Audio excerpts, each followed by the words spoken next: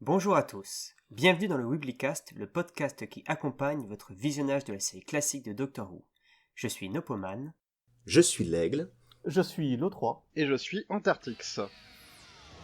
Et ceci est le Weeblycast numéro 17, les agents diplomatiques du décès.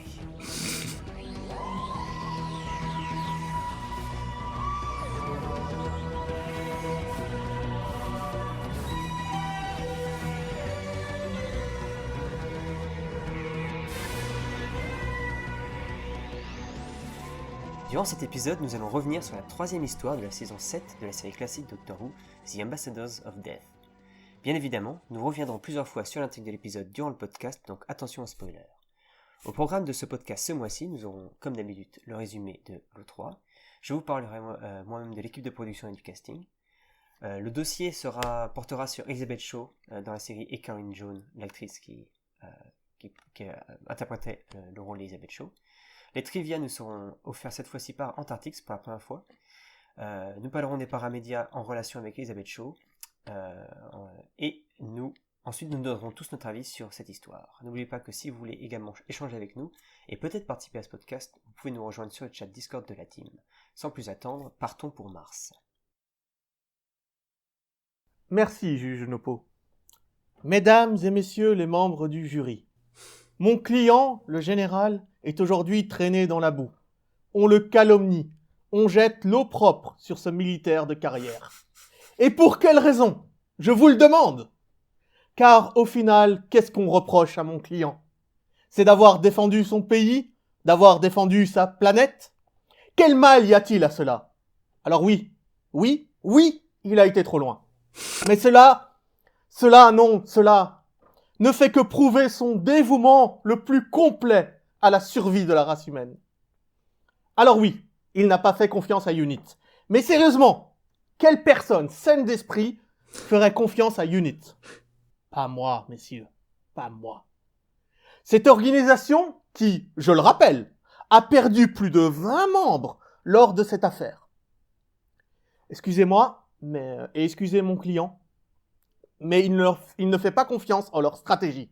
Je répète, leur stratégie en 3 temps complètement stupide, qui consiste en 1, tirer d'abord, en 2, tirer ensuite, en 3, tirer encore, surtout si ça marche pas. Tout ce que fait UNIT, c'est sacrifier des soldats pour rien. Le procureur va tenter de vous faire croire que ces extraterrestres étaient des ambassadeurs amicaux. Il va dire que mon client aurait trouvé un moyen de contrôler des ambassadeurs extraterrestres grâce à une télécommande. Une télécommande ? Non mais soyons sérieux. Contrôler des extraterrestres à coup de télécommande. Mais bien sûr. Moi j'y crois pas en tout cas. Et vous ? Le procureur tentera aussi de vous faire croire que mon client a kidnappé Liz Shaw. Or non, pas du tout. Liz Shaw s'est juste perdue dans la forêt. Non, mais on le sait tous, les femmes ont un piètre sens de l'orientation. Et par fierté, elle a décidé de créer cette histoire de kidnapping. Elle n'a aucune preuve de ces dires. Rien. Elle dit qu'un scientifique l'a aidé à s'évader. Or, cet individu est mort en cellule sous la garde de UNIT. Décédé car la cuisine de UNIT est vraiment dégueulasse. Non, mais elle est tellement mauvaise qu'elle a tué cette personne. Je vous assure, mon client n'y est pour rien. Alors oui, on a trouvé des traces d'éléments radioactifs dans la cellule. Mais c'est normal. La base a été attaquée par des extraterrestres belliqueux, je le répète. Mais il n'y a aucune preuve, à part la parole du docteur. Je prouverai au cours de ce procès que mon client est un héros qui a risqué sa vie pour sauver des astronautes. Et je vais aller plus loin. Mon client n'a fait de mal à personne. La preuve, mesdames et messieurs les membres du jury, les soldats d'UNIT viendront ici, eux-mêmes, confirmer que les hommes du général avaient reçu l'ordre de ne pas tirer sur les soldats de UNIT. Preuve ultime que mon client n'est pas un tueur. Même les astronautes qui avaient disparu confirmeront eux-mêmes avoir juste passé une quarantaine tranquille en train de regarder la télé Ils ne comprennent absolument pas de quoi on parle quand on leur dit que le docteur leur aurait sauvé la vie. Je vous rappelle, messieurs et madame les membres du jury, que mon client a perdu Billy, le fameux Billy, assassiné de la main même des extraterrestres. Rappelez-vous, il y a des mois sur la planète Mars, Billy est décédé. Sacré Billy. Et c'est au nom de Billy, mesdames et messieurs les membres du jury, que mon client a défendu la planète, corps et âme. Cet homme est un héros, un génie, un patriote. Laissez-lui une chance. Laissez-le partir. Merci. Donc je passe la parole à mon très honoré confrère, le procureur Aigle, qui va tenter de faire quelque chose. Êtes-vous sûr que ce n'est pas d'abord le procureur ou le juge Nepomane qui doit parler? Si, c'est le juge Nepomane qui a à prendre en main, qui remercie notre cher avocat l'O3 pour ce superbe résumé. Mais je vous en prie, maître, je vous en prie, juge. La vérité parle d'elle-même. Tout aussi confusant que l'épisode lui-même, donc je pense qui donne une bonne idée de ce qu'était cette histoire des Ambassadors of Death. Alors, moi je vais vous parler du casting. On va commencer comme d'habitude par le scénariste, David Whittaker. Plus besoin de vous le présenter, on en a déjà parlé dans le Weeblycast numéro 3 sur Enemy of the World. Je vais juste faire une petite liste des histoires qu'il a scénarisées pour Doctor Who. C'est lui qui avait fait The Age of Destruction, The Rescue, The Crusade, The Power of the Daleks, The Evils of the Daleks, donc The Enemy of the World, The Will in Space et donc The Ambassadors of Death, qui est donc sa dernière histoire pour la série. Il aura donc écrit pour 3 docteurs, si je ne m'abuse. Mais donc il a quasiment fait que des trucs de ouf. À part Will in Space, mais ça voilà, on lui pardonne, c'est juste un moment de fatigue. Oui, il y en a qui seraient un peu plus dubitatifs sur The Age of Destruction. Moi, c'est vrai que j'ai beaucoup aimé. Mais non, mais sinon, tout est plutôt bien. Non, mais on ne fait pas ici le procès de ces épisodes qui ne méritent pas ça. Pardon, c'est important. Non, au contraire, on lui dit, voilà, bravo. En parlant de personnes qui ont écrit pour 3 docteurs, le réalisateur Michael Ferguson est l'un des rares réalisateurs à avoir dirigé les 3 premiers docteurs. Il est le premier, il est également la première personne à avoir joué un Dalek, puisque c'est lui qui tient la ventouse à la fin de The Dead Planet. Donc, techniquement, c'est le premier Dalek. Est-ce qu'il a doublé le Dalek aussi? Il n'a pas doublé le Dalek, mais je sais qu'il a joué également il me semble, une des personnes qui est de la race humanoïde de la planète, il me semble. C'était déjà Nicholas Briggs à l'époque. Et bah, j'ai failli faire cette blague pour un autre personnage dont on a déjà parlé, le mec qui joue dans The Invasion. On va revenir plus tard. Donc Michael Ferguson, je le disais, a réalisé des épisodes pour les 3 premiers docteurs. Donc The War Machines, The Seeds of Death et The Ambassadors of Death. Et également un autre épisode qui va arriver relativement bientôt. Donc on vous parlera bientôt. On a parlé de lui dans l'épisode 12, donc sur Seeds of Death du Weeblycast. Donc je vous invite à aller écouter ce Weeblycast si vous voulez en savoir plus sur Michael Ferguson. En termes de casting, cet épisode est plutôt bien fourni. J'ai pris des notes sur certaines des acteurs qui ont joué dedans. On va commencer par le personnage l'acteur qui interprète Ralph Cornish. Ralph Cornish, donc c'est le directeur des opérations. C'est la personne qu'on voit tout le temps au micro, toujours assis. Il est joué par Ronald Allen. Alors, ce personnage, vous le connaissez, puisqu'il a joué dans The Dominators. C'est lui qui joue Rago, le mec avec les grands sourcils. Il est facilement reconnaissable parce qu'en fait, il n'a pas forcément beaucoup de maquillage. Ouais, je me souviens de lui, ouais. C'est le jeune des deux, si je ne m'abuse. Il y a un vieux et un jeune. Ou c'est l'inverse. Non, je pense que c'est jeune. Tal Talian, donc le docteur un peu avec la grosse barbe. Avec l'accent français, c'est Monsieur Frenchy. Exactement. C'est Flying Coffin. Il est né à Garches dans les Hauts-de-Seine. Il s'appelle Robert Caudron, donc il a un nom bien anglais, mais il est bien né en France. Ah, donc son accent français, il est pas du tout fake, c'est pas... Il n'est pas du tout fake. Ah non, mais ça se sent quand un accent n'est pas fake. Hein. Là, franchement, c'est vraiment... c'est Flying Coffin. Ouais, non, j'ai pensé à Big Finish, si tu veux, de suite, qui ont des accents très mauvais, parce que en général, c'est des accents joués par des Anglais qui font des Allemands, par exemple, et c'est très raciste. En continuant dans le cast, on a donc notre fameux général Carrington qui a subi un procès au début de cet épisode. Il est joué par John Abineri. Donc lui, vous aussi, vous l'avez déjà vu. Oui. Il a joué dans Free from the Day. C'est lui qui joue Van Lutens. Donc c'est un des, si je m'abuse, c'est une personne qui est appelée sur la station. Et j'en ai déjà parlé dans un autre épisode. C'est lui qui plus tard jouera dans la pub Ferrero Rocher, si vous vous rappelez. Non, mais Ouais, c'est mon je héros. sais. C'est mon héros. Je veux dire, j'ai grandi avec les soirées de l'ambassadeur, donc je peux pas. Voilà. En plus, ambassadeur, tu vois. En parlant de... Donc il jouait le rôle d'un certain Von Rietens, et là, cette fois-ci, dans cet épisode, on a un Von Liden, qui est le premier astronaute qu'on voit. Il est joué par Rick Felgate. Alors Rick Felgate, lui, vous l'avez aussi déjà vu, Roy Stone dans The War Machine et Brent dans The Seeds of Death. Alors qu'est-ce qui réunit War Machine et Seeds of Death? Ce sont deux histoires qui ont été réalisées par Michael Ferguson, et pourquoi? Parce que tout simplement Rick Felgate était le beau-frère de Michael Ferguson, donc il le casait à chaque épisode. Je crois qu'on en a parlé également dans The Seeds of Death, de cette histoire de beau-frère, ça me Ouais, oui, c'est ça ça. m'étonne beau-frère foutu dans l'épisode. Vive le népotisme. Et non, mais c'est incroyable. On a le journaliste qu'on voit au début de l'épisode, John Wakefield, joué par Michael Wisher. Donc lui, il a joué une voix dans Seeds of Death.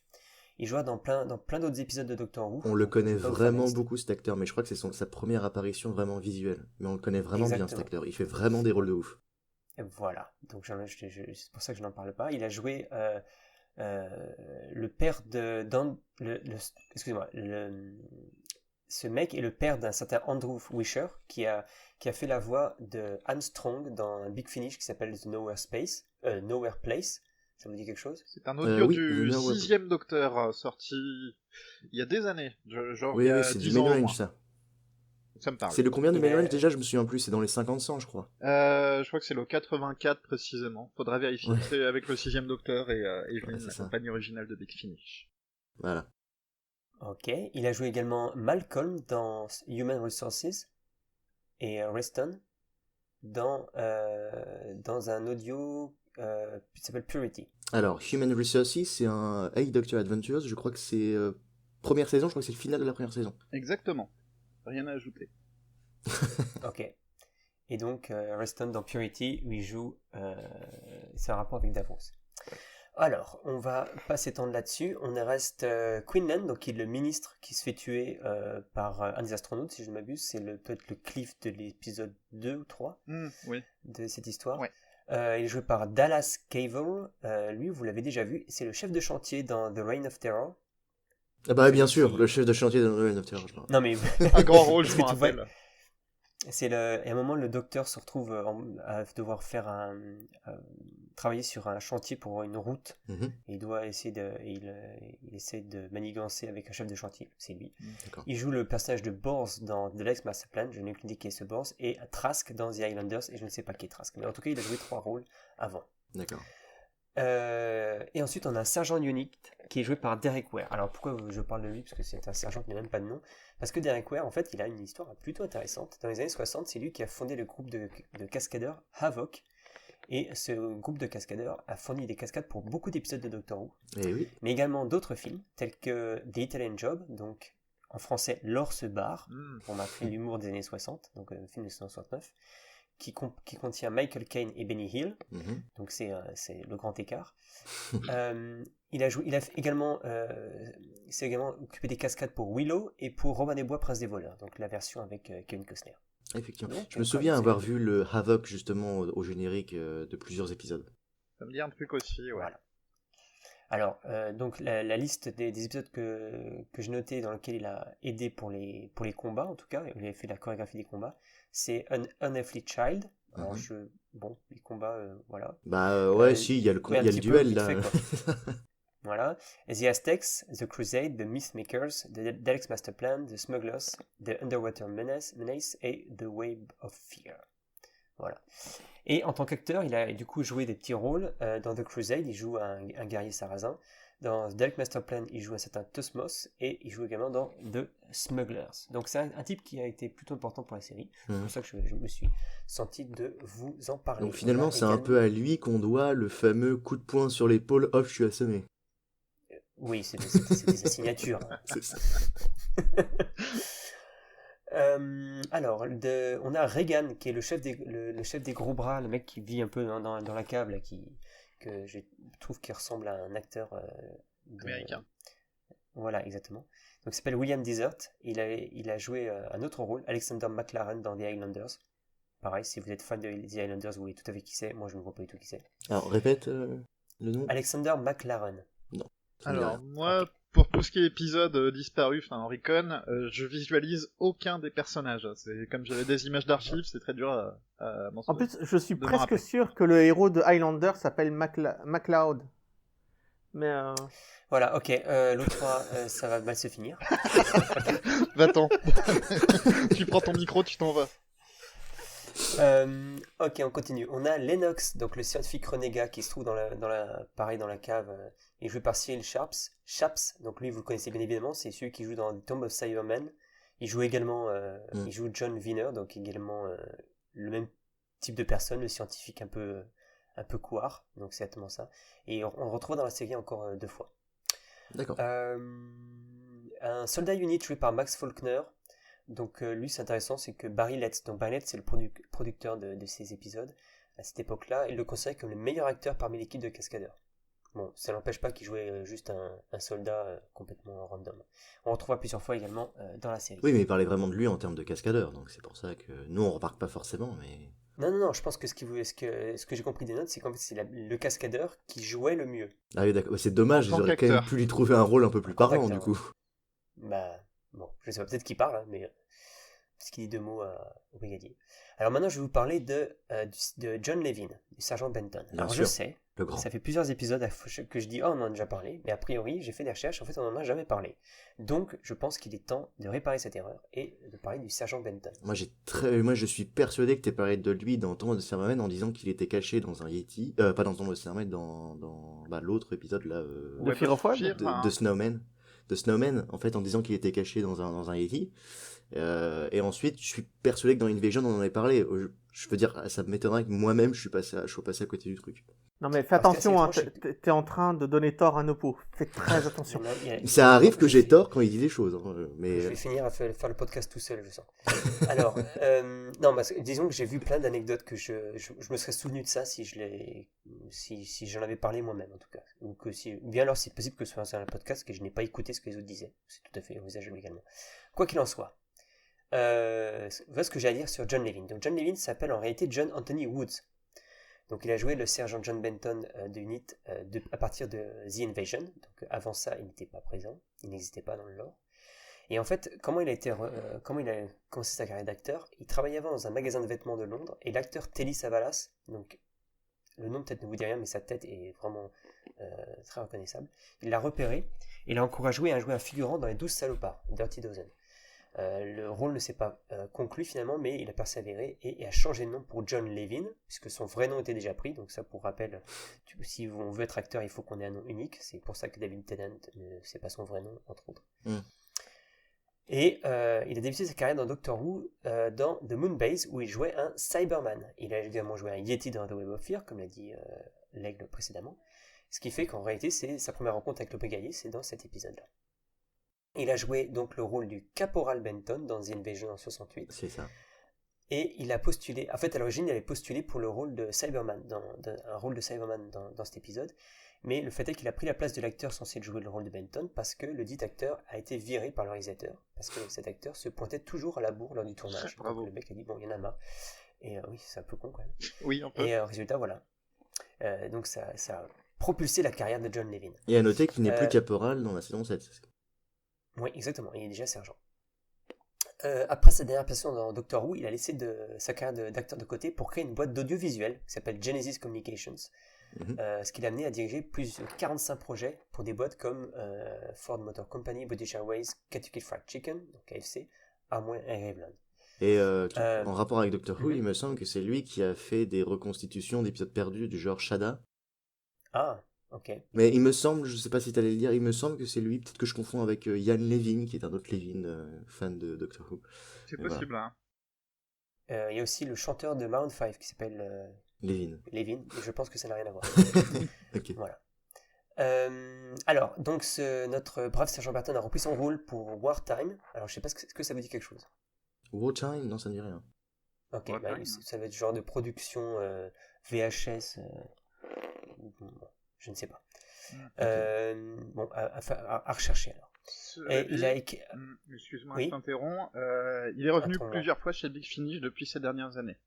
Ça fait 20 ans à peu près qu'il est dans la compagnie et qu'il reprend régulièrement le rôle de Benton. Par exemple, cette semaine, ok. t'as un audio qui est sorti, il est dedans. Ah, ok. Ça, j'ai pas noté. Et bien sûr, quand tu dis cette semaine, étant donné que cette semaine, ils ne seront pas du tout... Cette pour finir, semaine, alors nous sommes aujourd'hui le 16 mai, et il y a 2-3 jours, il y a un nouveau coffret du 3e 2020. Docteur qui est sorti. En 2020, exactement.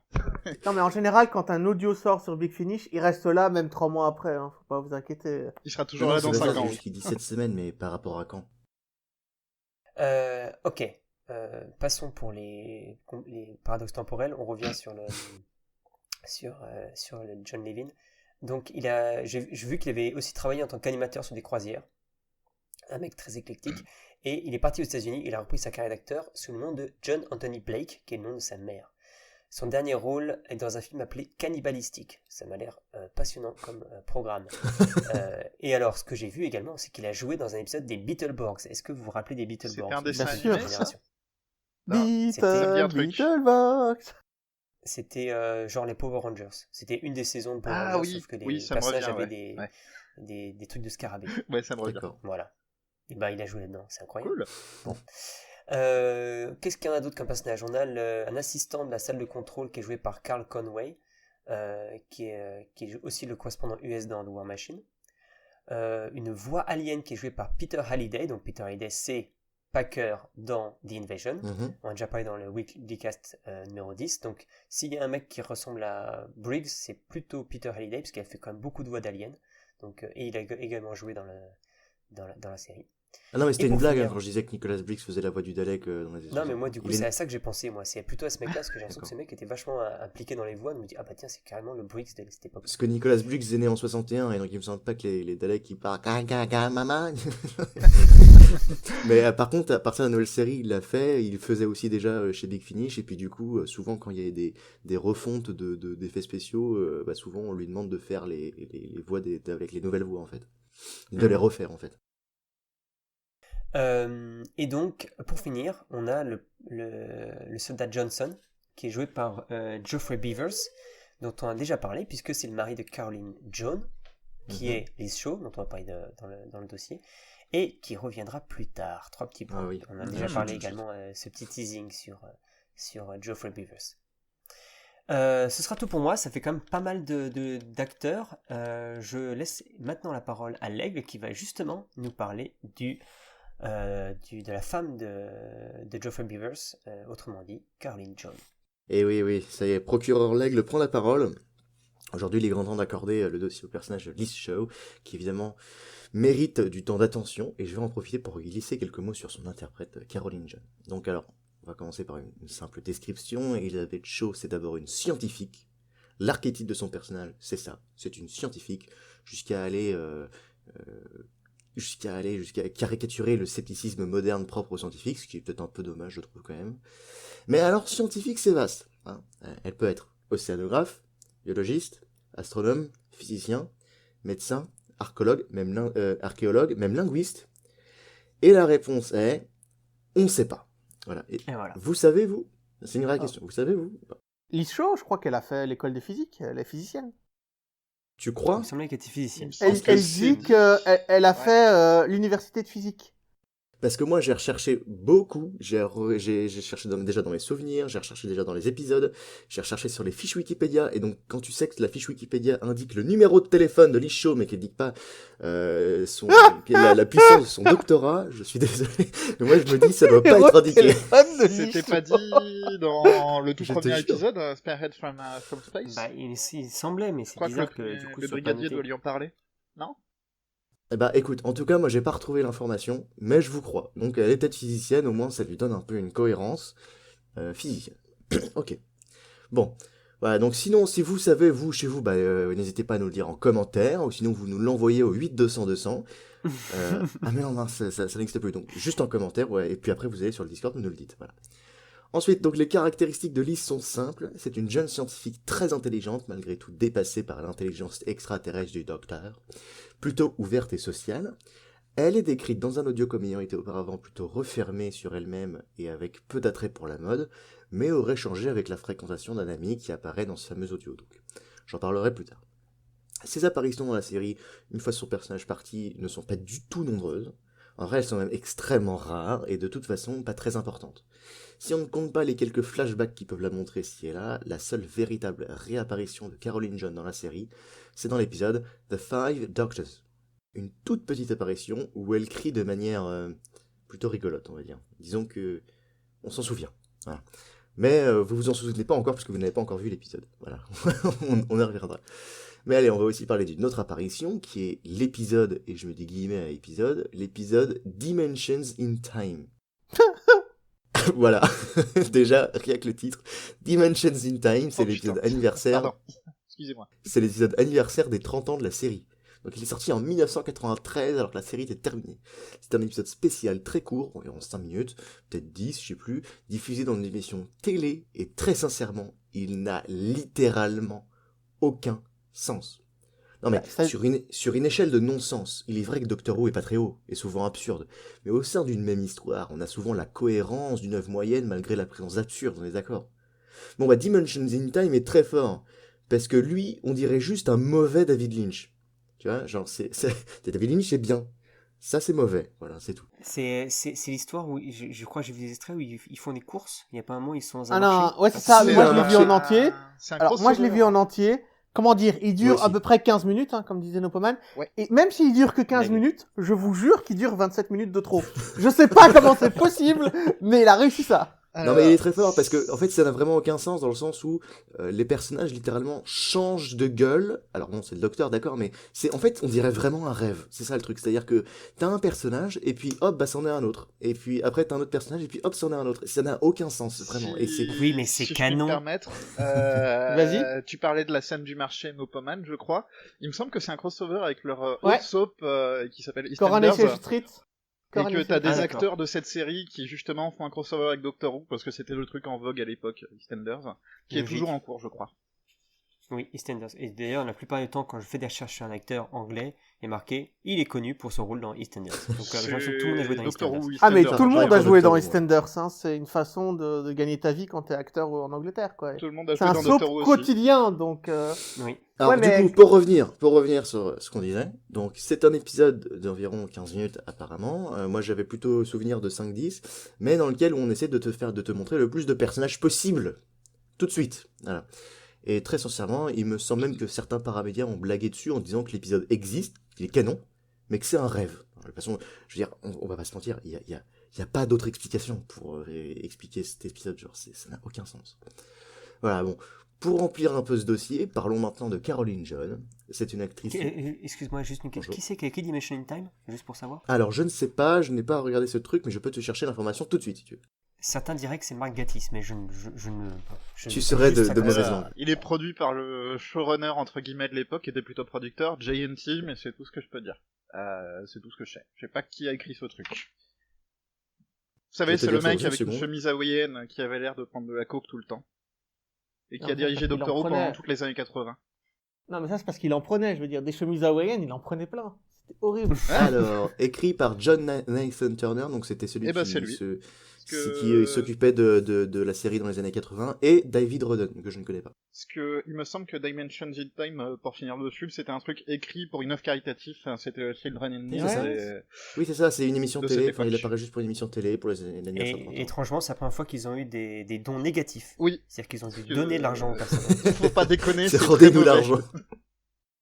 Et encore, vous l'avez pas vu en 3D. Si. Quoi? C'est quoi cette histoire? Mais c'était diffusé en 3D avec les lunettes rouges et bleues, là.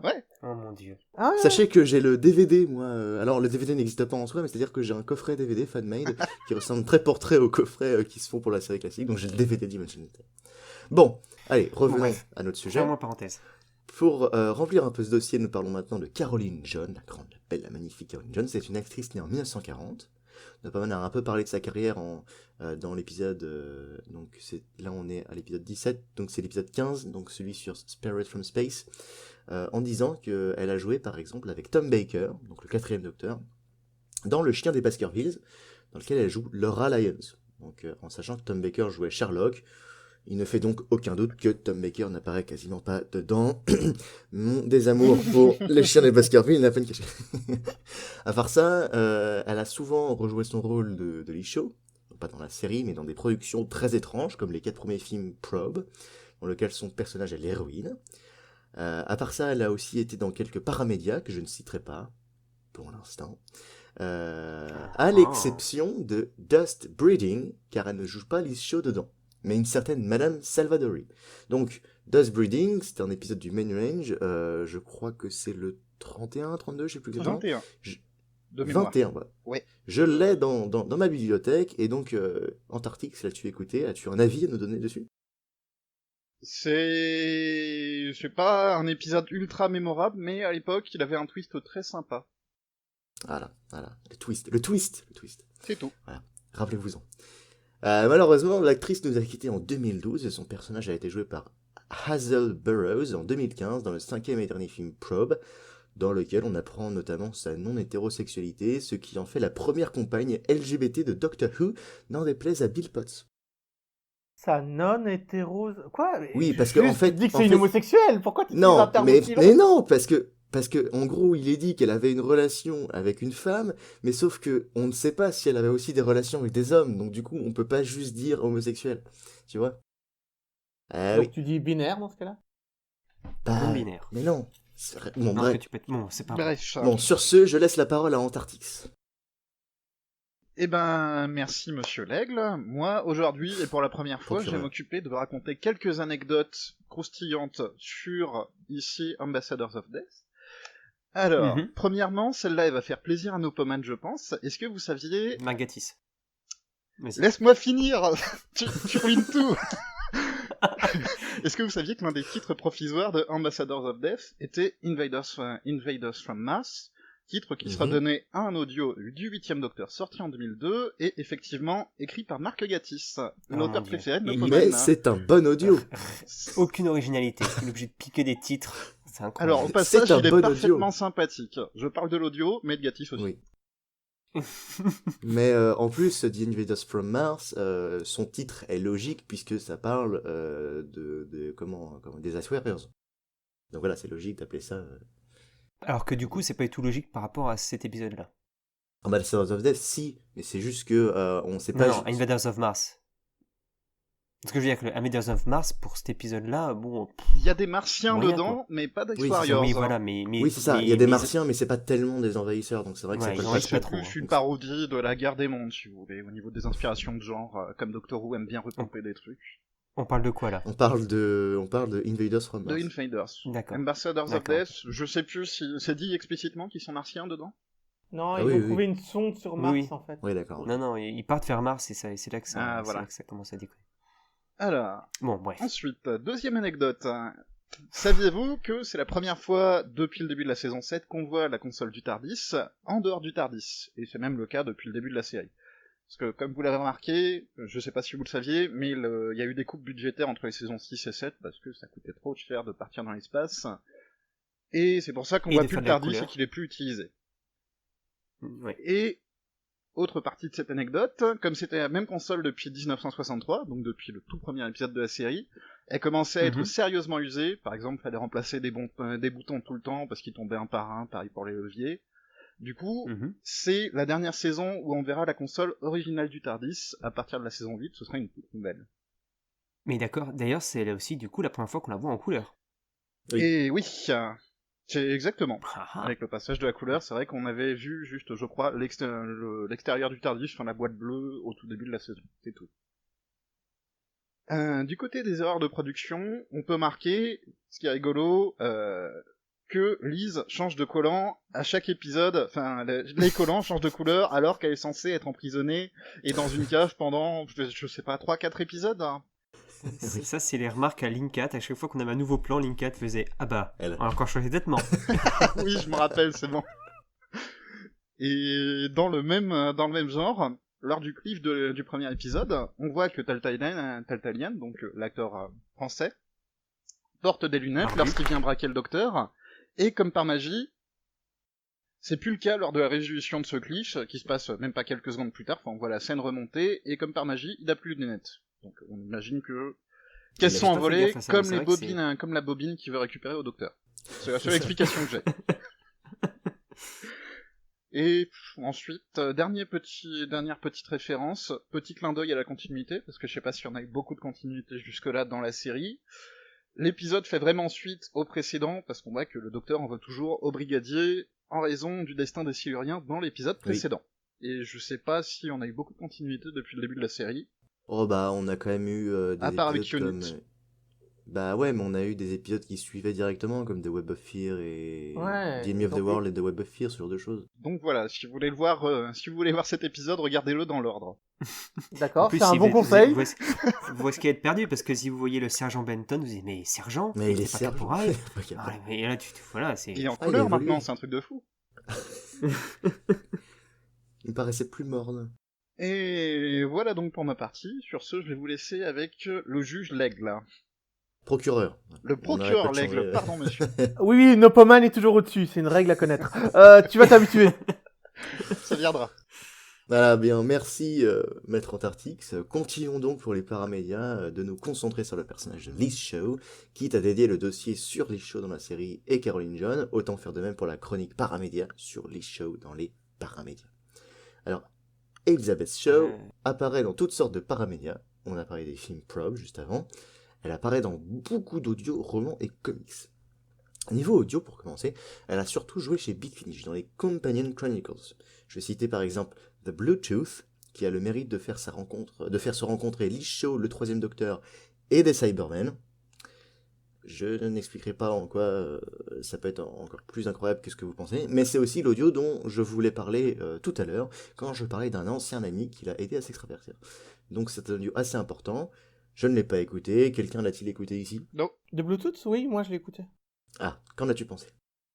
Ça va. Ok. Ça va, il est pas transcendant, mais ça va. Ok.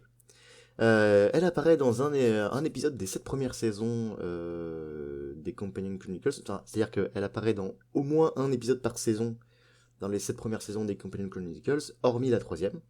Elle apparaît aussi dans quelques short trips et a apparu dans le 5e volet des Third Doctor's Adventures, sorti l'année dernière, pour l'audio qui s'appelle Primord et dont Antarctic va vous parler dans le podcast suivant. Donc oui, c'est du teasing. Je confirme. Année dernière étant 2019. De toute façon, on C'est est ça. toujours en Pour ceux qui nous 2020 écoutent dans le depuis qu'on Voilà. l'a précisé il y a 10 minutes. Je tiens à préciser, imaginons les gens qui nous écoutent dans le futur mais qui ont sauté la partie C'est ça. où Antarctic parlait, ce qui est tout à fait envisageable, et voilà. Ou quiconque parlait avant, je ne sais plus. Voilà. Je t'en prie, continue. Ah ouais, en fait, t'écoutes vraiment pas quand tu fais le podcast. Qu'est-ce qui se passe? Ah, t'es là, toi? Hein? En comics, elle apparaît dans quelques TV comics qui sont des comics des années 70. Ceux-là ont pas forcément très bonne réputation en vrai, mais aussi dans quelques Doctor Who magazines, des comics des années 90, et dans quelques IDW Publishing, des comics, eux, des années 2010. En nouvelles, on trouve de tout. Vous pouvez la retrouver dans des Virgin Missing Adventures, mais aussi des Virgin New Adventures, ce qui veut dire qu'elle rencontre le 7e Docteur dans ses histoires. Ni plus ni moins. Ah ouais? Eh oui, Liz Shaw a rencontré le 7e Docteur en roman, dans les Virgin New Adventures. Mais rappelez-vous de ce que Steven Moffat a dit, les Virgin New Adventures sont un univers parallèle et totalement aussi valide que la série. Ah, le canon. Vous pourrez aussi la retrouver dans des BBC Past Doctor's Adventures, ce qui nous donnera toujours plus d'aventures d'elle avec le 3e Docteur, et on est très content. Je n'ai évidemment pas cité toutes les petites nouvelles et novélisations, mais voilà, ça existe. Mais le mot pour la fin est qu'elle a été citée dans la très récente publication de Russell T. Davies, qui s'appelle Farewell Sarah Jane, donc ça dépend de quand cette histoire se déroule, mais du coup ça voudrait dire que ça aurait le bon goût de rendre le dernier Free Probe non canon. Je vous laisse méditer là-dessus. Je sais pas. En fait, le dernier film Probe montre le décès de Liz Shaw, puisque donc l'actrice était décédée. Donc ils ont fait décéder son personnage, donc je suppose aux aventures de l'année 2015.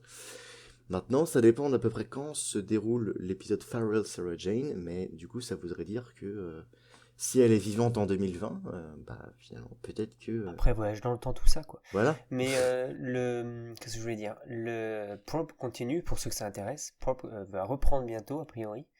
Il y a eu un webcast. Ça s'appelle webcast qui a été produit. Donc il me semble que sur YouTube, vous pouvez voir ça gratuitement. C'est sans évidemment Liz, puisque le personnage a été... parce que maintenant Probe est dirigé par quelqu'un d'autre. Voilà. Mais voilà. Je parle comme si je m'y connaissais à fond dans le propre, mais c'est juste que j'ai lu ça hier soir. Ouais, en fait, et grâce à moi d'ailleurs. t'imagines. Et en plus, oui, voilà. Donc, Voilà. Bon, du coup, sur ce, je pense que je vais relaisser la parole au procureur Nopoman pour peut-être nous faire avoir le débat. j'ai été downgradé là, je suis plus juge. Je suis plus Ouais, c'est faire- ça. Mais non, Les gars, c'est Nopoman, c'est incroyable. le patron, Non, c'est Mais le t'as été- juge. mais À t'as moi, été faut procureur l'accepter. depuis Il y a le que début, non l'O3 qui respecte les rangs ici, c'est pas croyable. Non, même pas, il s'est trompé plusieurs fois, j'ai noté. Non, parce Bon. qu'au-dessus de Nopoman, il y a le soleil, hein, je le répète, c'est tout. Et encore, c'est ce quand je le laisse passer. Mais alors, on va donner maintenant, on va voir un peu l'avis de tout le monde. On va commencer par cette fois-ci, on va commencer par l'O3. L'O3, qu'est-ce que tu as pensé de cette histoire, The Ambassador of Death? Classique, mais fun. Très sympa à regarder, Mhm. finalement. J'ai adoré Ça le me fait marrer à général. chaque fois quand j'ai un avis, t'as systématiquement l'avis opposé. Vas-y. Non, mais j'ai beaucoup aimé le général. C'est ça qui est formidable. J'ai bien aimé son personnage, j'ai bien aimé ce qu'il essaye de Mhm. faire. J'ai adoré le fait qu'il ne tire pas sur Unit. Tu vois. Donc, à partir de D'accord. l'épisode, je crois, 4 ou 5, je me suis dit, s'il survit, je fais son procès, je le défends. Tu vois. Parce que Ouais, non, il a abusé. c'est une évidence, le perso est pas maléfique et Si, enfin, non, mais c'est-à-dire que, enfin, c'est compliqué de parler de maléfice. ouais, mais il croit vraiment ce qu'il fait, et il croit vraiment que c'est dangereux, Ouais. en fait. Il croit vraiment que les Là-dessus, on est ambassadeurs d'accord. sont dangereux. Donc, à partir de là, tout ce qu'il fait est justifié dans son esprit, et il est persuadé d'être le héros de son histoire, parce qu'il est en On train est de faire d'accord. le bien. On Il est est d'accord. vraiment en train de sauver la planète à ses yeux. Et d'ailleurs, à la fin, quand il est embarqué, bah, il Ouais, se poignante, rend hein. compte. Super Voilà, poignante il quand dit il ok, dit. d'accord, ça fait partie des j'ai joué, j'ai perdu quoi. En gros, c'est un peu ça. Il dit, je crois, un truc du genre, souvenez-vous de moi comme, non pas comme un traître, mais... Hmm. Voilà, non. Voilà, j'ai la larme à l'œil. Ok. Autre chose? J'ai adoré le journaliste, en fait. Il a que 2 scènes, mais j'ai trouvé ça... Ok. J'adore la façon dont il parle. Il est génial, le journaliste. C'est vrai qu'il a un petit côté ASMR, sa voix, j'ai l'impression que c'est très reposant en fait. Je Oui, serais prêt ça, à mais l'écouter en boucle pour m'endormir. c'est l'équivalent des vieilles, des vieux journaux au cinéma, tu sais. Et aujourd'hui, à la 30e cérémonie des Oscars. Tu vois. J'adore. Ok. Du coup, Sinon, c'est tout moi je suis super fan. Je peux continuer, hein, j'ai plein de trucs à dire. si tu Vas-y, veux. je t'en prie. Tant que tu ne prends pas une demi-heure, ça va, tu peux y aller. D'accord. Donc, Liz Shaw, c'est un de mes compagnons préférés. J'adore son intelligence, j'adore l'actrice, je trouve qu'elle est on super va pas classe. être d'accord. D'accord. Et j'aime le fait qu'elle soit plus intelligente que la moyenne, du coup tellement intelligente qu'ils ont dû la supprimer à cause de ça. Donc, je trouve qu'il y a une espèce de paradoxe là-dedans qui est assez fun. Et je suis hyper fan de la Unit Family. Et là, quand tu mets le brigadier, quand tu mets Benton, quand tu mets Liz Shaw, c'est bon quoi, je suis content. Tu vois. Ça y est. Même le docteur, il est secondaire dans cette histoire, j'en ai rien à faire. Tu vois. C'est vrai que. Il est là, c'est un espèce de magicien qui fait des tours pour passer le temps. Regarde Liz Shaw, je vais disparaître. Pouf. Regarde Liz Shaw, je vais faire disparaître cette bonbonne, cette... Et maintenant, je vais piloter cette capsule parce qu'on n'a pas de pilote. C'est ça quoi. Mais vous avez pas un doctorat? Non. Donc du coup, ouais non, t'as l'impression d'avoir un bouffon au milieu de gens hyper sérieux qui essayent de sauver le monde quoi. Non. Ouais, c'est un peu le. Finalement, est-ce que c'est pas ça, Doctor Who? C'est ça. Un bouffon au milieu qui essaie de sauver Il le y a des monde. gens sérieux. C'est ça. Et du coup, ça donne un certain ton à l'histoire qui est fun en fait, malgré le fait que tout ce qui s'y passe est super horrible. Mais et c'est un malentendu en plus. Au final, c'est juste une histoire sur un malentendu entre des mecs super sympas qui ont envoyé des extraterrestres, des ambassadeurs pour les représenter sur Terre, et personne n'a compris quoi. Je trouve ça mais tellement triste. C'est la barrière des langages, Billy. C'est surtout... Excuse-moi, c'est Billy. Brave Billy, on t'oubliera jamais. Non, mais... pas de chance, ces ambassadeurs, ils étaient radioactifs, c'est pas de leur faute. Alors, le gros défaut de l'histoire, j'ai pas compris comment ils arrivaient à télécommander les ambassadeurs. Ça, j'ai pas compris. Bah, Et pourquoi ils avec acceptaient une de faire télécommande. tout ça, quoi. Il fait une petite télécommande, une En zapette, fait- le docteur. Oui, mais En fait, la c'est-à-dire télécommande qu'il lui sert donne juste à traduire de leur mais langage. c'est-à-dire que eux, ils pensent faire des bonnes choses pour eux, dans le sens où ils sont là pour faire la paix, si tu veux. Eux aussi, dans leur histoire, ils pensent être là pour le bien. Ils pensent être là pour organiser la paix entre deux mondes. Ouais, mais quand ils ont attaqué la troisième fois une base, ils ont dû se poser des questions. C'est peut-être un peu con les martiens, c'est peut-être ça la conclusion. Après, ils ont pas les mêmes valeurs que les nôtres. Hein. Conclusion, Peut-être que les c'est là. martiens, c'est des cons. C'est ça, tu sais. Le martien, il rentre chez lui après, fait, j'ai pas compris, je leur ai dit bonjour, et le gars, il a fondu. C'est une drôle de coutume chez eux, quand tu leur dis bonjour, ils fondent. Quand tu réfléchis un peu au titre de l'histoire, finalement, c'est un peu étrange, quoi. Ambassadors of Death, c'est complètement mensonger. Ils sont pas du tout Ambassadors of Death, en fait. D'ailleurs, je tiens à dire que la traduction caricaturale que tu as trouvée pour faire, tu sais, pour faire comme si c'était des vieilles traductions françaises des années 60, franchement, je pense que c'est une des meilleures. Je me demande même si c'est pas la meilleure que tu as trouvée depuis le début du podcast. Oh, d'accord, ok. Bon, bah écoute, merci. Bah, tu vois, il a compris qui est le patron, il sait qui flatter maintenant. Ouais, il s'est acheté la loi. On va cramer, c'est trop tard. Et puis Du bon, coup, la t'as stratégie une note du ou encore unit. d'autres choses Bah, la stratégie du unit, qui est... bon, j'en ai parlé dans le résumé, mais voilà quoi. Quand tu vois que ça marche pas, arrête de tirer au bout d'un moment. J'avais oublié ce point-là. Il me tue. Surtout quand t'as une scène dans l'épisode 2 où t'as le docteur qui ramène une balle qui a été tirée sur les ambassadeurs et il fait « Regardez, elle a fondu avant de l'avoir atteint. » Moi, celle qui Ouais, me bah. tue dans les stratégies nulles, c'est, vous voyez cette scène où il y a le brigadier qui est face à un dégât quand ils prennent un entrepôt, enfin quand ils attaquent Ouais, un oui. entrepôt. T'as un gars qui arrive pour assommer le mec qui menace le brigadier, et t'as le brigadier qui gueule attention derrière toi pour que son ennemi puisse s'enfuir. Il a rien dit, le mec serait assommé. Ouais. C'était Non, brillant. mais Le brigadier, des fois. Je sais pas comment il est arrivé à ce poste-là, en fait, le brigadier. Il y a avoir un truc. Je sais pas, il devait Non, être mais le vous êtes fils de d'accord quelqu'un. avec... Non, mais vous êtes d'accord avec mon avocat. Unit est incompétent, on peut pas leur faire confiance. Non, non. Ça fait leur Je ne suis charme. pas d'accord avec l'avocat. Coupable. Du Non. coup, une note Alors, une note, moi je me suis beaucoup amusé en le regardant, donc je donnerais un petit 8 parce que c'était fun. Mais par contre, Ok. j'y perds 2 points parce que ça a aucune originalité, faut pas déconner. Ok. D'accord. Au moins, c'est honnête. Antarctix. Eh ben moi, je vais commencer par le négatif, c'est long. C'est très long, c'est un souci que j'ai avec la saison 7, je sais plus si je l'avais dit sur Silurian, je crois que si. Cet épisode, c'est beaucoup trop. Il me semble qu'il y a un épisode de meublage, où il y a le docteur qui fait un aller-retour dans l'espace en 20 minutes parce qu'il y a rien à faire. Et je sais pas, quand on a revu les épisodes, il y en a beaucoup où je me suis pas amusé à cause de la longueur. Très sincèrement, ils Il y auraient a enlevé beaucoup de 2 meublage, épisodes. Ils auraient enlevé 2 épisodes sur chacun de ces 7 parters et on se serait retrouvé avec une nouvelle histoire de 6 épisodes. Donc est-ce que ça valait pas mieux le coup de faire 4, 5, 5, 5, 6? Ouais, mais tu l'as dit tout à l'heure, il va dans l'espace et il revient, mais il y a surtout toute la partie dont tu t'as pas parlé, c'est la partie avant où il fait les tests de zéro gravité. Il fait, alors, j'ai vérifié vos tests, vous êtes bon à partir. Maintenant, on va faire le test de gravité. Mais non. Pourquoi ils ont décidé d'être réalistes sur ce point-là, tu vois? Non, mais on va pas vous Je sais laisser pas, partir mais comme ça, quand même. C'est pas amusant pour le coup, tout ce genre de C'est truc, de jargon technique, c'est pas le genre de truc qui m'amuse quand je regarde Doctor Who. J'étais juste Il y a là même un pour moment m'amuser. où... C'est ça, il y a même un moment où il me semble qu'il vérifie s'il n'y a pas des cosmonautes russes qui seraient libres pour partir, tu vois. Et là, t'as les méchants qui fait, non, on a prévu tous les cosmonautes russes pour qu'ils y aillent pas. Ouais, non, c'est bon. Cela dit, en termes techniques, cet épisode a l'avantage de nous apprendre comment se débarrasser d'un corps. C'est vrai. Et là, ils expliquent bien. Enfin, là, il y a tous les détails. Enfin, ils t'expliquent. Ah oui, il y a voilà, même dans tout ce la qu'on veut pas carrière. savoir, c'est un truc de fou. Autre chose, Antarctix Oui, autre chose, là c'était le négatif, mais ce que j'aime beaucoup dans cette Ah, histoire, il y a des positifs. c'est Mhm. l'espèce d'inversion des valeurs qu'on a. C'était pas arrivé de tant que ça dans l'ancienne série à cette époque, et ce que je trouve cool, c'est que t'as vraiment une course contre la montre, où c'est les humains qui deviennent complètement dingues, alors que les aliens, c'est juste une race pacifiste, enfin c'est des ambassadeurs qui étaient là, et enfin ils sont incompris, et s'ils attaquent, c'est parce qu'on les a attaqués en premier. C'est ça que j'aime bien quand les docteurs les rencontrent pour la première fois. Et c'est ce que je trouve cool dans cet épisode globalement.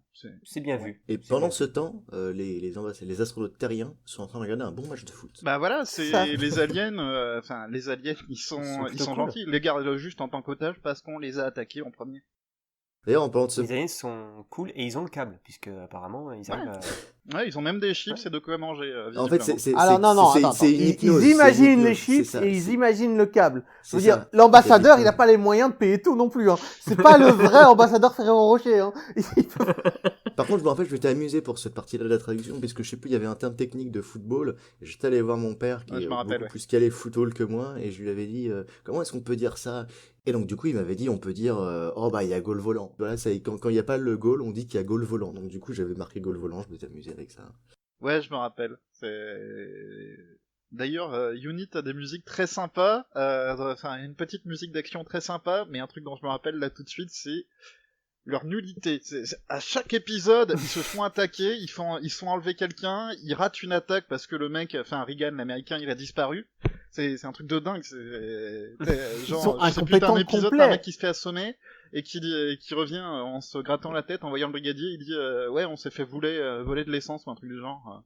Où la fusée va pas décoller. Il y a pas un épisode sans qu'il... Oh, c'est pas grave. Non, mais on Mais parlait de après, à leur l'incompétence du décharge, brigadier. à leur Non, mais décharge, je veux c'est dire, quand c'est même un brigadier, site quand même. énorme, quoi. Protéger tout ça pour éviter tous les tuyaux d'apport de gaz et d'essence, c'est compliqué. Ce qui me tue, c'est que c'est le même mec à chaque épisode qui leur vole un truc. Bah, c'est Arsène Lupin, le gars, écoute, il est doué. Ouais, très. Ouais, et puis Non, mais je par le contre, trouve moi, assez sympathique, Regan. C'est le seul... Enfin, je suis content qu'il s'en sorte à la fin de l'épisode. Parce que, Mais- certes, c'est un gros bras, mais il est assez attachant, je trouve. Mais tu parles de la fin, mais la fin, je l'ai trouvée hyper abrupte. Moi, j'étais là, c'est tout. Ça dure 2 secondes, le général passe, il dit au revoir et ça s'arrête là. C'est un souci J'ai avec trouvé Doctor Who, vraiment- en général, ça, les fins Ils rushées. avaient pas beaucoup d'épisodes pour développer, c'est pour ça ils ont dû rusher. Ouais, 7, c'est pas assez. Non, mais vraiment, vous avez pas trouvé la fin abrupte ou c'est que moi? Aucun souvenir. de la fin. J'ai Non, j'ai non, je la l'habitude avec trouve pas si Doctor Who. abrupte que ça. Ça arrive souvent, les fins Non, mais là, rushées. c'est violent, quoi. Non, franchement, je la trouve pas si abrupte que ça. C'est le journaliste qui est en train de faire son émission, machin, et puis il fait, allez, on l'arrête, et il part. Non, rien. Je veux dire, vous allez même pas expliquer comment les ambassadeurs sont rentrés chez eux, s'ils sont rentrés, si tout va bien. Oh, les pauvres. On Ce sait qui même nous pas fait si les tout astronautes sont revenus au final, tu vois. Bon, on imagine que si. Du coup, Antarctique, Ah oui, non, mais pour écrire mon résumé, moi j'ai dû imaginer que tout s'était bien passé et qu'ils avaient accepté l'échange et que tout le monde était revenu, quoi. Parce que l'épisode le Quelque dit part, pas. Hein. C'est un peu canon ce que tu racontes en fait, le 3. Tu ajoutes au canon. N'exagérons rien. Bon, bref. Ma Antarctix. note, je Une- lui mets un Oui, ta note. bon 8 sur 10, moi aussi, parce que c'est un épisode que je trouve assez sous-coté pour le coup, alors qu'il a il est long, mais il a des idées vraiment très sympas, je trouve, avec cette course contre la montre. D'accord. Copain. Ouais. Bon, voyons si l'aigle, lui, est copain avec vous également. bah, en vrai, ça va, je suis plutôt d'accord avec ce qui se dit. C'est plutôt rare dans le Publicast qu'on soit à peu près tous d'accord. Ah, ça En c'est pas plus, fini moi- encore. Hein. Moi, j'ai une histoire assez particulière avec cet épisode, c'est-à-dire que la toute première fois que je l'ai vu, je me suis ennuyé comme un rat mort. Mhm. Et à partir du moment où je l'ai traduit, je sais pas pourquoi, elle a grandi en moi cette histoire, et je me suis dit, ah ouais, bon, je suis pas fan du délire, mais bon, au moins ça a des qualités objectives, même si je suis pas trop fan du genre que ça veut amener, C'était quoi. ta première correction, ta première traduction, non? Ouais. Oui. Du coup, je trouve que l'histoire est sympa. Voilà. Si on doit dire quelque chose, l'histoire est sympa. Les ennemis sont tous bien travaillés, donc ça, du coup, je suis très d'accord. Pas seulement les aliens. Finalement, quand on fait un bon méchant, la première chose à faire, c'est de lui créer une motivation qui soit logique, c'est-à-dire qu'est-ce qui fait qu'il pense être en train de faire le bien. Parce que finalement, dans la vie, personne s'imagine faire le mal. Hein. Tout le monde pense faire le bien, même ceux qu'on considère comme des méchants. Et donc voilà, du coup, c'est ça qui rend vraiment le truc réaliste, qui rend vraiment le truc attachant. C'est quand on voit un méchant qui s'imagine faire le bien. C'est ça. Et Euh, une pensée pour Billy. Une pensée pour Billy. Billy décède toujours, hein. C'est ça le truc, hein, c'est pour ça. C'est le personnage secondaire. Sinon, j'ai trouvé l'histoire un peu longue, franchement. Même maintenant, je crois que je la trouve un peu longue. Il y a beaucoup de répétitions aussi.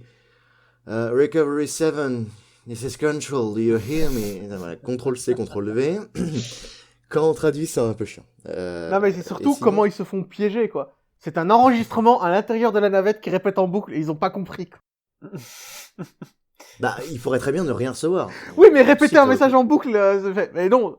Pourquoi il répond d'autres choses? Et tu sais, ça dure genre 10 minutes. Mais je comprends pas pourquoi ils disent que ça. Sinon, j'ai trouvé que l'épisode était très très terre à terre, donc ça fait partie du genre qu'on essaie de de coller à cette nouvelle ère. C'est-à-dire que c'est typique du côté James Bond de l'espace, troisième Docteur. James Et franchement, Bond de l'espace. non mais c'est ça, hein, c'est James Bond, In mais space. James Bond, mais il vient, James Bond, mais il vient de l'espace. Non, je suis pas d'accord avec toi, c'est Quatermain, c'est pas James Bond. Alors non, alors franchement, mais les producteurs, tout le monde le dit. C'est-à-dire que les producteurs ont voulu faire ça comme ça. Moi, en le regardant, je le remarque. Ce qui est même souvent, c'est décrit comme ça. C'est James Bond, mais avec un James Bond qui vient de l'espace, tu vois. Et franchement, on aime ou on n'aime pas. Moi, je suis pas fan du concept pour Doctor Who, mais je reconnais que l'ère a globalement ses qualités objectives par rapport à cette intention-là, et je reconnais que cet épisode a globalement des qualités objectives par rapport à cette intention-là. Sinon, je suis pas très fan de la musique. Il y a des moments, enfin, je l'aime bien, mais il y a certaines tracks que je trouve qui ont tendance à bien me saouler. Donc finalement, je lui donnerai la note de 7 sur 10. Et comment t'as trouvé les courses-poursuites? J'ai aucun souvenir de course-poursuite, c'est pour te dire. Non, mais moi je leur donnerais une négatif sur 2, quoi, tellement elles sont... Il y a celle, Les courses-poursuites. je me souviens que de celle où Elisabeth Shaw s'enfuit. Ah, sur un pont là, oui, Oh, sur une sorte de pont, ouais. C'était... Non, mais elles sont... Ok, Ouais, bon. c'était assez ridicule. Du coup, mon avis, puisque tout le monde me le demande. Non. Ouais. Moi, clairement, c'est pas un épisode qui est mémorable pour moi. La preuve, c'est qu'en fait, je me souviens plus vraiment ce qui se passe. Mais on est tu d'accord. l'as pas revu pour le On est assez podcast? d'accord. Si, mais j'ai Il y a oublié. 2 mois, un truc du genre. Ah, je l'ai vu, je l'ai pas vu pour le podcast, j'ai vu pour la diffusion des sous-titres. Donc il y a Ouais, il y a non, 2 mais mois. on est d'accord, hein, c'est assez. C'est pas ouf.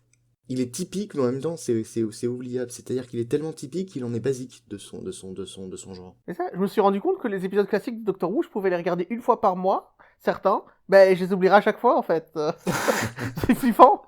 C'est que là blague à part, j'ai dû la regarder sur Wikipédia pour retrouver le scénario de l'épisode, pour pouvoir écrire mon résumé, parce qu'il y avait des trucs, je me souvenais plus. D'accord. Non, moi, c'est exactement ça que je ferais. En des points négatifs, il y a certains effets spéciaux qui font un peu mal aux yeux quand même. Tout le côté psychédélique du docteur dans l'espace là. Ah oui, mon dieu. Ouais, mais ça c'est Ah ouais, l'époque.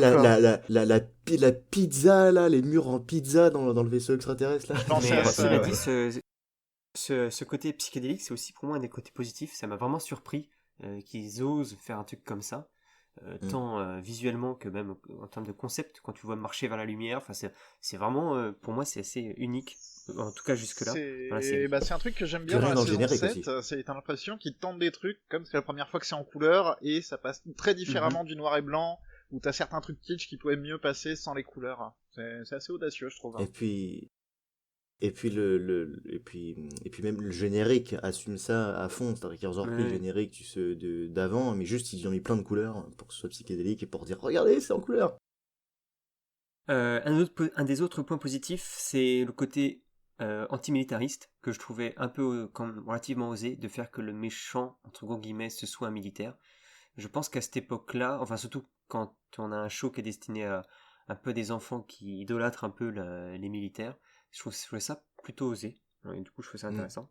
Mais sachant qu'on a quand même Unit qui sont des paramilitaires, donc du coup, il y a quand même c'est un certain moyen C'est de... gentil militaire. Non, mais à ce niveau-là, c'est Ouais. violent parce qu'il précise bien que UNIT est une agence internationale et pas du tout anglaise et que du coup, elle peut être contrôlée par des organisations extérieures, des pays extérieurs et que du coup, c'est pour ça que notre armée anglaise doit continuer d'exister, être Oui. importante et tout. Il y a vraiment un passage Non. là-dessus, je me suis dit, mais qu'est-ce que ça fait dans une série pour enfants, ça? Les Anglais, ils sont pas comme nous. Ils sont- Quelque part, je pense que c'est cet épisode de Doctor Who qui est à l'origine du Brexit.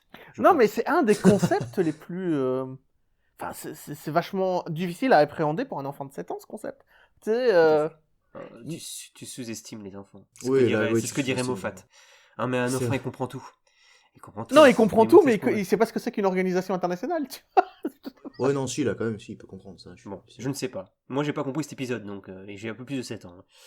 Alors, pour finir, mon On en dernier est point chiant. positif, Vas-y. c'était les astronautes. Le design et l'idée des astronautes avec la visière opaque, qu'ils ont évidemment piqué de Silence in the Library, mais on peut pas trop leur en vouloir. Et je trouve que quand même ça fonctionne super bien. Et du coup, ma note, je vais être un peu plus sévère que vous tous. Je vais mettre quand même 6 sur 10 parce que épisode pas mémorable, épisode trop long, mais un épisode quand même au-dessus de la moyenne. Donc, l'aigle, quelle moyenne a-t-on? Alors, 2 épisodes à 8, plus un épisode à 7, plus un épisode à 6. Ça va nous faire l'addition, s'il vous plaît. Oui. Tic tac tac tac tic tic tic. Il faudrait un bruit de Votan là. Ça fait 7,25. 7,25. C'est pas mal, là. Ce qui le place où dans cette saison? Première, deuxième ou troisième place?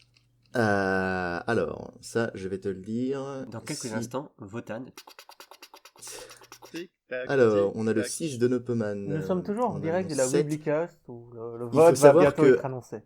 S'il vous plaît, il faut savoir qu'avant, je lui donnais la note de 6 et qu'il a quand même réussi à gagner un point. Hein. C'est Bravo. à noter. Félicitations à lui. Voilà. Donc, du coup, 7,25, ça en fait le premier épisode de la saison. Il est Quoi devant le premier épisode de la saison. Il est devant Spirit from Space qui a 7 sur 10. Ce qui est normal, hein, d'après moi. Non. Écoute, je vais peut-être passer ma note à 6 finalement. Non, mais Ah bah non. ça a parlé, c'est bon. Hein. Alors, C'est si, comme ça. d'ailleurs, pour savoir si je passais ma note à 6, ça ferait juste arriver à égalité à Spirit from Space. Bon, voilà, donc du coup, il a 7,25. C'est un épisode sympa, on va dire que c'est le meilleur de la saison. Ça veut dire quoi par rapport aux Non, autres épisodes? pour l'instant, n'oublie pas C'est ça. qu'il nous reste Ouais. encore un épisode, et je pense que cet épisode, sans vous divulgacher quoi que ce soit, risque d'arriver en tête. Divulgaché. C'est très possible. Hein. Est-ce que vous avez quelque chose à ajouter avant que nous concluions? Non, Donc, je on est- n'ai rien à ajouter, si ce n'est que, voilà, la paix. Voilà, faites l'amour, pas la guerre. Merci. Les capotes, ça coûte moins cher. Merci beaucoup. Rien à ajouter, Très bien. votre honneur. Toujours rien non Euh, plus, je pense que là on a tout. Le cas est clos. N'oubliez pas de nous rejoindre sur Discord, Facebook. Abonnez-vous à la chaîne YouTube. Mettez des pouces bleus, mettez la cloche, des étoiles sur iTunes et des commentaires. Et vous participerez peut-être à une meilleure entente interplanétaire. On se retrouve pour le prochain épisode du Weeblycast. Et en attendant, n'oubliez pas. What happened? Well, we both got caught in the time warp field and were projected into the future. Into the future? Yes, but only about 15 seconds. But I haven't been anywhere. You vanished. No, you vanished first. I only seem to have vanished because you went into the future, and I wasn't there yet.